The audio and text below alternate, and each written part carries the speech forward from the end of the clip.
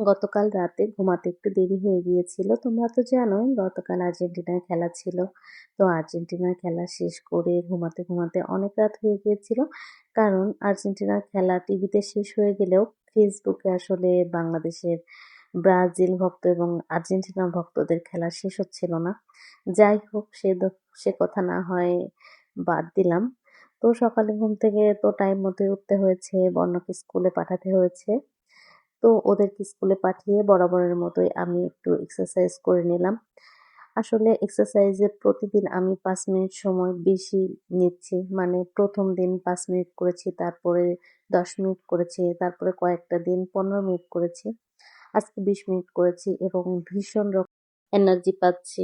আসলে এত বেশি স্ট্রেস যাচ্ছিল আমার উপর দিয়ে যে এটা রিলিজ করার জন্যই মূলত আমি আসলে এক্সারসাইজে ঢুকেছি। কারণ আমি এতটা স্ট্রেস আসলে নিতে পারছিলাম না। কিন্তু সমস্যা হচ্ছে যে আমি কোনো জিনিস খুব বেশি দিন কন্টিনিউ করতে পারি না। একটা গ্যাপ তৈরি হয়ে যায়।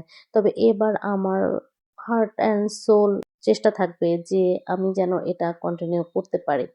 তো যাই হোক আজকে এখানেই রাখছি। তোমরা ভালো থেকো। Thank you for watching.